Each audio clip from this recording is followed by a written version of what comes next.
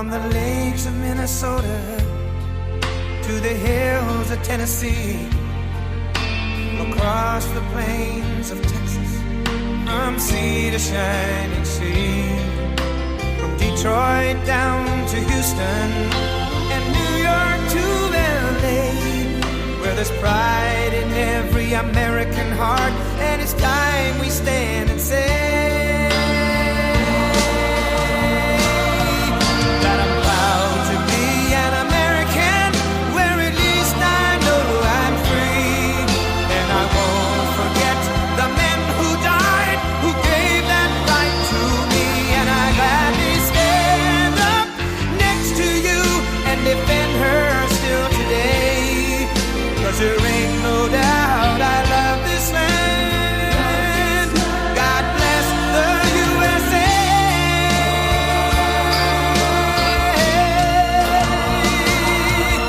And I'm proud to be an American, where at least I know I'm free, and I won't forget the men who died, who gave that right to me, and I gladly stand up next to you and defend her still today, 'cause there ain't no doubt I love this land.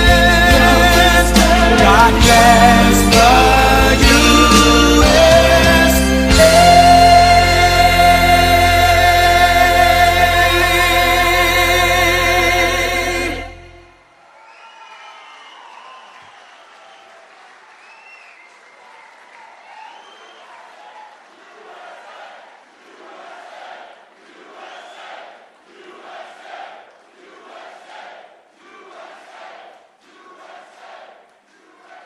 Thank you very much, everybody. We have to save our country. God bless you all. God bless you all. And I never thought anything like this could happen in America. Never thought it could happen. The only crime that I have committed is to fearlessly defend our nation from those who seek to destroy it. From the beginning, the Democrats spied on my campaign. Remember that? They attacked me with an onslaught of fraudulent investigations. Russia, Russia, Russia. Ukraine, Ukraine, Ukraine. Impeachment hoax number 1. Impeachment hoax number 2. The illegal and unconstitutional raid on Mar-a-Lago right here.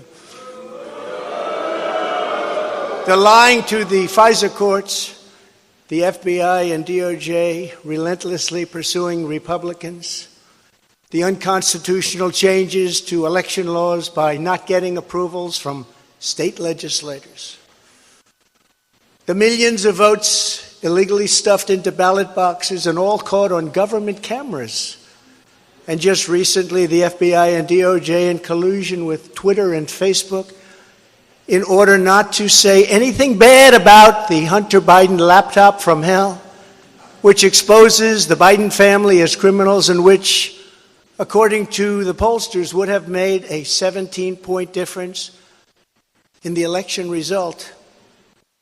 And we needed a lot less than that, like about 16.9. It would have been in our favor, not my favor, our favor, because our country is going to hell. Now, we remember the 51 intelligence agents who said Hunter Biden's laptop was Russian disinformation. It didn't exist. It was Russian disinformation. Remember that? And that was all confirmed strongly by the FBI when they all knew that it wasn't Russian disinformation. And so much more. Our elections were like those of a third world country. And now this massive election interference at a scale never seen before in our country, beginning with the radical left, George Soros-backed prosecutor Alvin Bragg of New York, who campaigned on the fact that he would get President Trump. I'm going to get him. I'm going to get him. This is a guy campaigning. He wanted to get President Trump at any cost, and this before he knew anything about me, didn't know a thing about me. He was campaigning. As it turns out, virtually everybody that has looked at this case, including rhinos and even hardcore Democrats, say there is no crime and that it should never have been brought. Never have been brought. Everybody. Even people that aren't big fans have said it. They said this is not the right thing to do. It's an insult to our country, as the world is already laughing at us for so many other reasons, like our open borders, our incompetent withdrawal from Afghanistan, where we left behind American citizens, $85 billion worth of the best military equipment in the world, lost 13 magnificent young lives, and far too many to mention that are so badly hurt with the loss of arms and legs and facial obliteration. The most embarrassing time in our country's history, in my opinion. Then our give up on energy independence and even energy dominance. We're going to be dominant within 6 months, more than any other nation times 2. We had this all just 3 years ago. Our raging crime statistics, if you look in Democrat-run cities, numbers the likes of which we have never seen before. The open threats by various countries of the use of nuclear weapons, something never mentioned or discussed by outside nations during the Trump administration, and which could very well lead under the Biden administration's leadership to an all-out nuclear World War III can happen. We're not very far away from it, believe it or not. An economy that has been crippled by the biggest inflation we have seen in more than 60 years, and a military that I used to defeat ISIS in 4 weeks. They said it would take 4 years. 4 weeks. To kill al-Baghdadi and Soleimani, that has now gone woke at the top levels by trying to indoctrinate everyone down to the lowest ranking patriot. But now they have really stepped up their efforts by indicting the 45th President of the United States, who received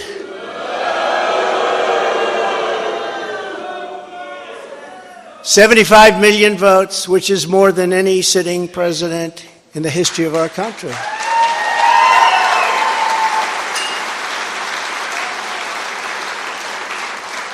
And in the wings, they've got a local racist Democrat district attorney in Atlanta who is doing everything in her power to indict me over an absolutely perfect phone call, even more perfect than the one I made with the president of Ukraine. Remember, I kept saying, that's a perfect call. This one was more perfect.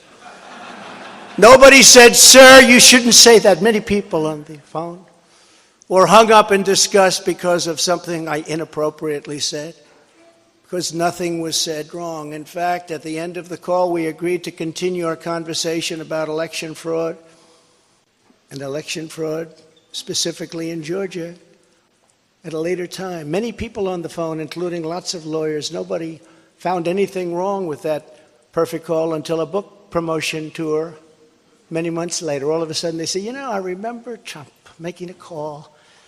Let's look at that. This fake case was brought only to interfere with the upcoming 2024 election, and it should be dropped immediately.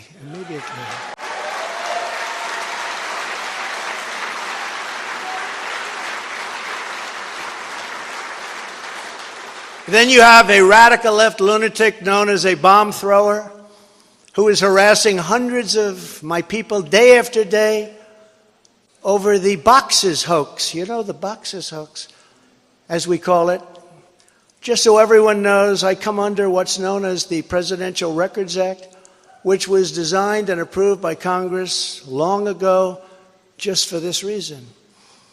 Under the Act, I'm supposed to negotiate with NARA, the National Archives and Records Administration, which as of this date is a radical left troublemaking organization that red flags the Constitution of the United States and the Bill of Rights as dangerous and triggering. Can you imagine?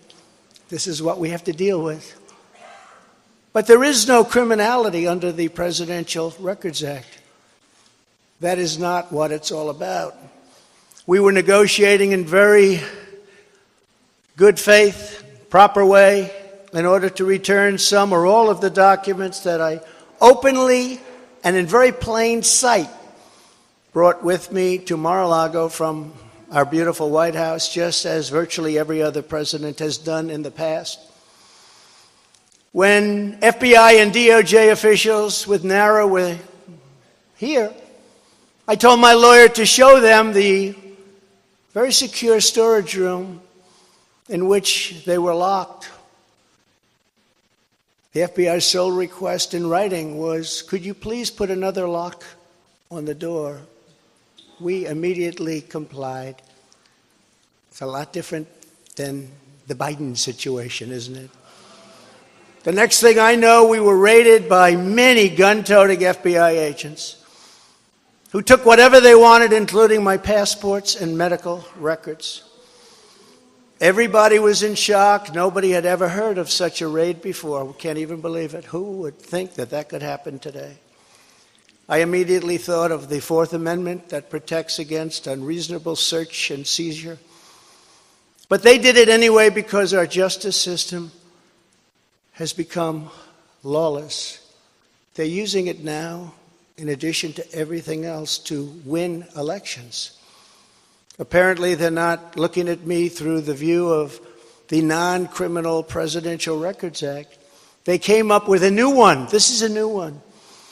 And they're looking at me through the Espionage Act. Think of that. How does that sound? Of 1917, where the penalty is death. Even though that has absolutely nothing to do with openly taking boxes of documents and mostly clothing and other things to my home, which President Obama has done, the Bushes have done, Jimmy Carter has done, Ronald Reagan has done. Everybody's done. In fact, Hillary Clinton got rid of 33,000 emails, and that was okay.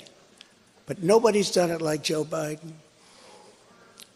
This lunatic special prosecutor named Jack Smith, I wonder what it was prior to a change, who others of his ilk say he is even worse than they are, is only looking at Trump, yet Joe Biden took massive amounts more documents, even removed many boxes to Chinatown. Can you believe that?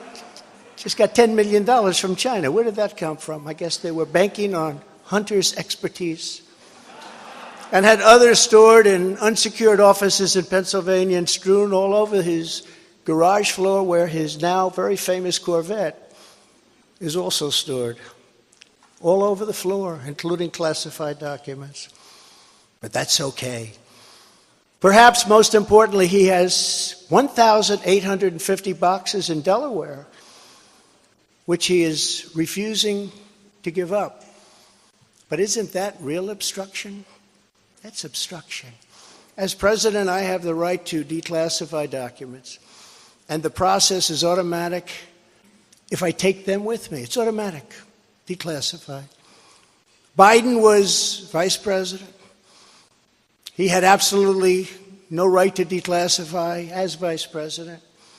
He doesn't come under the Non-Criminal Presidential Records Act. He comes under the very criminal Federal Records Act, unfortunately for him, but it's not going to matter because they don't follow the law, which has very severe penalties. He had classified documents that he took while he was a senator, which is absolutely inexcusable. And other senators, including Democrats, are outraged. But he's not being harassed and hounded like the people who work for me are. In fact, they seem to have forgotten about his documents entirely. So many, thousands and thousands, it's okay with him. They like to say that I'm obstructing, which I'm not, because I was working with NARA very nicely until the raid on my home. But Biden is obstructing by making it impossible to get the 1,850 boxes or explain why many documents were located in Chinatown. Can't explain it. Why were they in Chinatown? I don't know. Lastly, I'm under investigation. This time a civil investigation by another racist in reverse, who also campaigned on, "I will get Trump. I will get him." This was her campaign. Never ran for office. "I will get him." Her name is Letitia James. And she proclaimed while campaigning, quote, "I look forward to going into the office of the Attorney General every single day, suing him, and then going home." Before she knew me. She announced, "What is fueling my soul right now is Trump."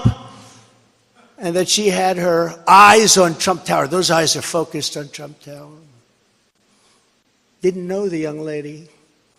She even assured her supporters in an election promise that we're going to definitely sue him. We're going to be a real pain in the ass. He's going to know my name personally.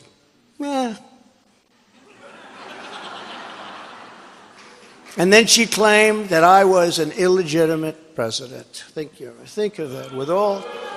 With all we did on energy, with all we did on the military, on taxes, biggest tax cuts in history, biggest regulation cuts in history, right to try, people able to get drugs now that aren't approved. Hopefully you don't have that problem. Letitia James vowed to use every area of the law to, quote, investigate President Trump and his business transactions. Those transactions are going to be investigated, she said. And that of her family and his family, because we're going after his family, and we're going after them hard. This is all before entering office and all before knowing anything at all about me, but she was going to get me. This is why, along with unrelenting crime, so many people and companies are leaving New York. She said that I falsified my financial statements, but in fact we're proving and will prove that my financial statements were substantially more than we submitted, not less. And in all cases have a strong disclaimer clause in them which tells the institutions that may look at that if they want to, not to rely on the statement. But they've got a problem with their case because, number one, I'm very underleveraged. They can't believe it, all the stuff they read and gave, and have very little debt relative to the value of assets. And importantly, not one bank has lost even $1. She was investigating me to save banks.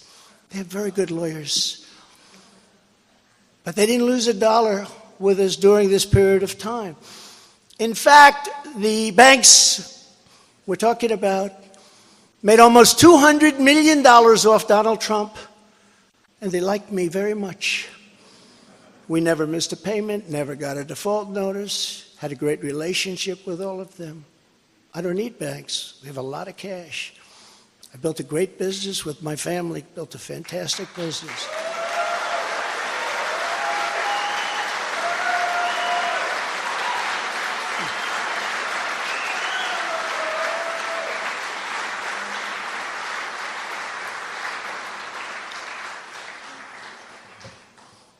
I have a son here who's done a great job, and I have another son here who's done a great job. Tiffany. And Ivanka. And Barron will be great someday. He's tall. He is tall, and he's smart. But I have a great family, and they've done a fantastic job, and we appreciate it very much. They've gone through hell.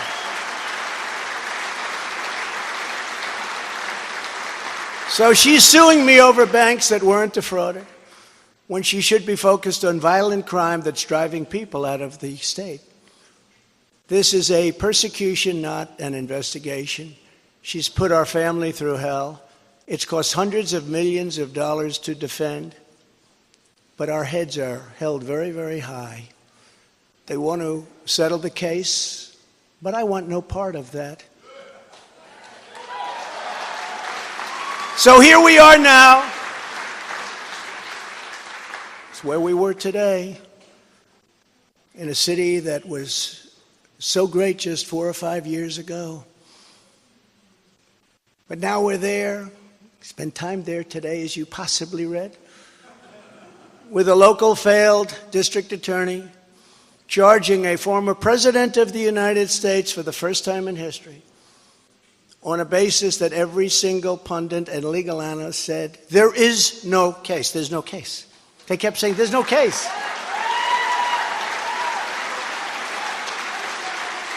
Virtually everyone. But it's far worse than that, because he knew there was no case. That's why last week he delayed for a month and then immediately took that back and threw this ridiculous indictment together. Came out today, everybody said, this is not really an indictment. There's nothing here. My lawyers came to me and they said, there's nothing here. They're not even saying what you did. The criminal is the district attorney because he illegally leaked massive amounts of grand jury information, for which he should be prosecuted, or at a minimum, he should resign. And Alvin Bragg's wife confirmed a report that claimed her husband has Trump nailed on felonies. She has since locked down her Twitter account. His chief prosecutor, who represented the Democrats and crooked Hillary Clinton in a firm run by Chuck Schumer's brother, Robert, he quit the firm in order to go to work in the DA office in order to get Trump. Can you imagine that? Hillary Clinton's lawyer, Democrat firm. Ultimately, he quit as chief prosecutor because Bragg didn't think he had a case. Think of that same guy that brought this ridiculous thing today. Yet during his investigation, this prosecutor named Mark Pomerantz wrote and published a book saying all sorts of privileged things and has been very strongly reprimanded. He was reprimanded so strongly. I've never seen anything like it. That's probably the end of it. But what he did was probably very illegal, but he was very, very strongly reprimanded. Even District Attorney Bragg was furious with him. They were having a tremendous fight in the office because of it. But hope is never lost because various prosecutors in the DA's office also quit because they thought President Trump was being treated very unfairly. How about that? Isn't that great? Oh, I love them. I'd like to meet them. I'd like to meet them. The DA's office even had a web page. Meet the team of executives who have done this to President Trump. That was the title. Isn't that nice? They immediately had to take it down. Meanwhile, overall crime in New York was up 30% last year, much more than that the year before, with felony assaults, robberies, and burglaries all up by massive, massive numbers. Not the same place that I know, not the same place that you know. And this is where we are right now. I have a Trump-hating judge with a Trump-hating wife and family whose daughter worked for Kamala Harris and now receives money from the Biden-Harris campaign, and a lot of it. We recently had another trial, and the same judge told the fine man who worked for me for many, many years that if you admit your guilt, you will be in jail for 90 days. But if you don't, if we go through a trial and you're found guilty, you're going away for 10 years and maybe longer, which for a 75-year-old man with a great family really means life. What the prosecutors and judge did to that man, I will never forget, because it's right out of the old Soviet Union. That's where we are. They said, you say anything about Trump, meaning that's bad, and you won't even have to serve the 90 days. You'll walk free. And they say that to many of my employees. We have this Jack Smith lunatic threatening people every single day through his representatives. They're threatening jail terms. But talk about Trump and you'll go free. This is where we are as a nation. Who would have thought? They can't beat us at the ballot box, so they try and beat us through the law. That's the country in which we live, however, right now. The USA is a mess. Our economy is crashing. Inflation is out of control. Russia has joined with China. Can you believe that? Saudi Arabia has joined with Iran. China, Russia, Iran, and North Korea have formed together as a menacing and destructive coalition. Would have never happened if I were your president. Would never have happened. Nor would Russia attacking Ukraine have happened. All of those lives would be saved. All of those beautiful cities would be standing.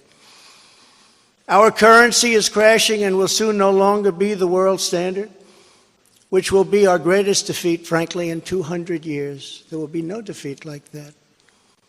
That will take us away from being even a great power.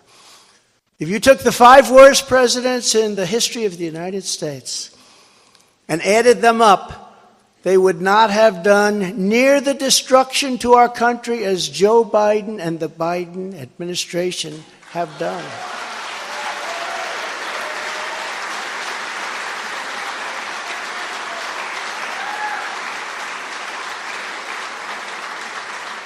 Incredibly, we are now a failing nation. We are a nation in decline. And now these radical left lunatics want to interfere with our elections by using law enforcement. We can't let that happen.